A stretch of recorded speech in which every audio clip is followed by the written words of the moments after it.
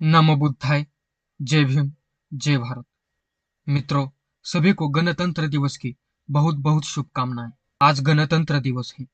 हमारे देश के सभी सरकारी गैर सरकारी विभागों, स्कूलों, कॉलेजों में यह दिवस 26 जनवरी गणतंत्र दिवस बड़े धूमधाम से तैयारी के साथ बड़ी बड़ी झांकियां, रैलियों में निकाल कर मनाया जाता है।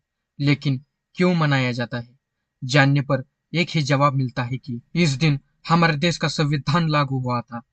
लेकिन उस संविधान के रचयिता का नाम दूर दूर तक कोई नहीं लेता। जब मैं 8वीं कक्षा में पढ़ता था, तब मुझे इस दिवस को लेकर बड़ी उत्सुकता थी और इसके बारे में गहनता से जानना चाहता था। उस समय मैंने भारतीय इतिहास को पढ़ना जरूरी समझा।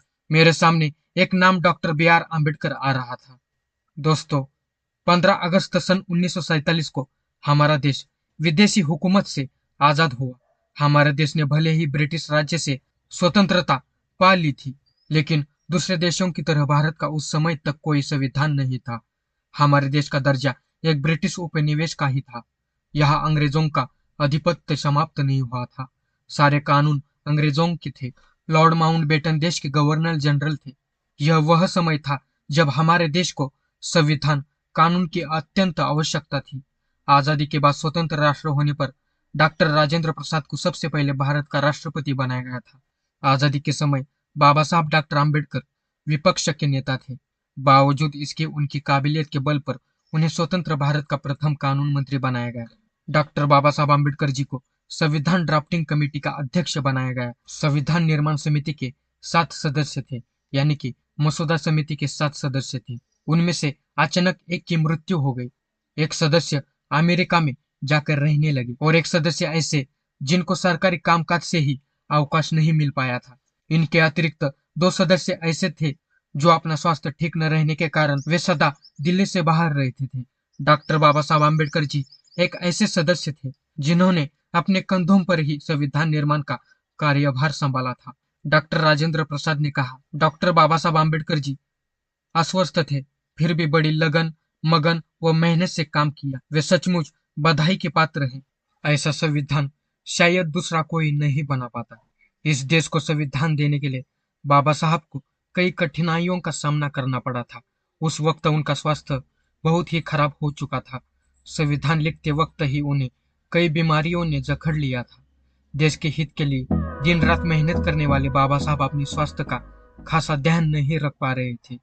ऐसे में दुनिया के सबसे बड़े लोकतांत्रिक राष्ट्र के लिए दुनिया का सबसे बड़ा संविधान तैयार किया, जिसे तैयार करने के लिए 2 वर्ष 11 महीने और 18 दिन लगे थे। बाबा साहब ने दुनिया के सभी राज्य घटनाओं का अध्ययन किया था।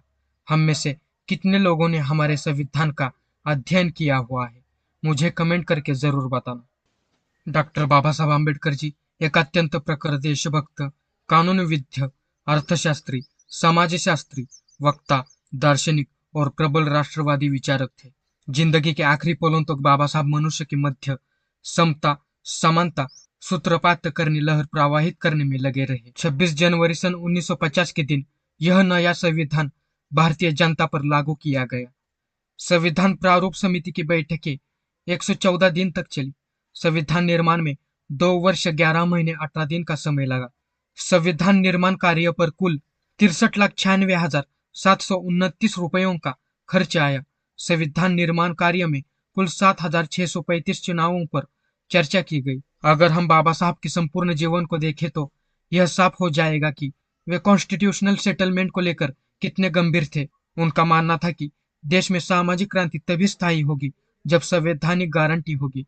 वे संविधान के जरिए देश में समानता स्थापित करना चाहते थे। वे चाहते थे कि भारत में असमानता खत्म हो और समानता आए और लोगों को उनका फंडामेंटल राइट मिले। संवैधानिक तौर पर भारत में जाति और वर्ण जैसी व्यवस्था और मनुस्मृति के तहत बनाए गए कानून का खत्म होने का वक्त आ गया था।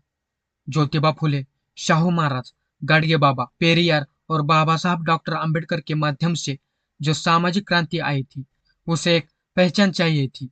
इसके लिए भारत में एक संविधान की जरूरत थी। हालांकि यह यह कहना ज्यादा सही होगा कि भारत में राजनीतिक क्रांति की बजाय सामाजिक क्रांति की वजह से संविधान बना है, क्योंकि जो लोग राजनीतिक क्रांति से सक्रिय थे वे नहीं चाहते थे कि भारत में संविधान हो।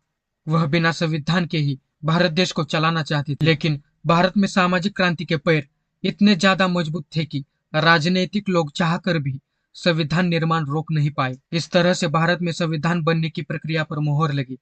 इन सारी चीजों की वजह से 9 अगस्त 1946 को 296 सदस्यों की संविधान सभा बनी। देश का विभाजन होने के कारण इसमें से 89 सदस्य चले गए। इस तरह भारतीय संविधान सभा में 207 सदस्य बचे।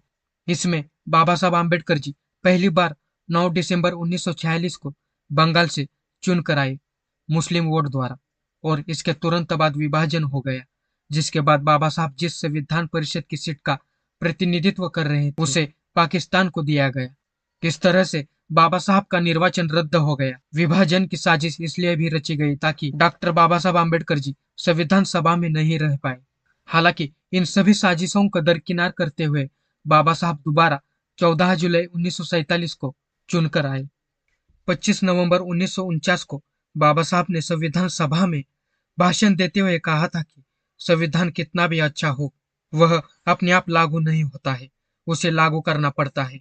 ऐसे में जिन लोगों के ऊपर संविधान लागू करने की जिम्मेदारी होती है, यह उन पर निर्भर करता है कि वे संविधान को कितना ईमानदारी और प्रभावी ढंग से लागू करते हैं। मित्रों, आशा करता हूँ आपको यह वीडियो पसंद आया हो। वीडियो पसंद आया हो तो इस वीडियो को लाइक कीजिए, ज्यादा से ज्यादा शेयर कीजिए। चैनल को अभी तक सब्सक्राइब नहीं किया है तो जरूर सब्सक्राइब करें। हमारे सेकंड चैनल पर आए व्लॉग आपको यहाँ दिखाई दे रहे होंगे, क्लिक करें और जरूर देखें। चलो मिलते हैं अगले वीडियो में। नमो बुद्धाय, जय भीम, जय भारत।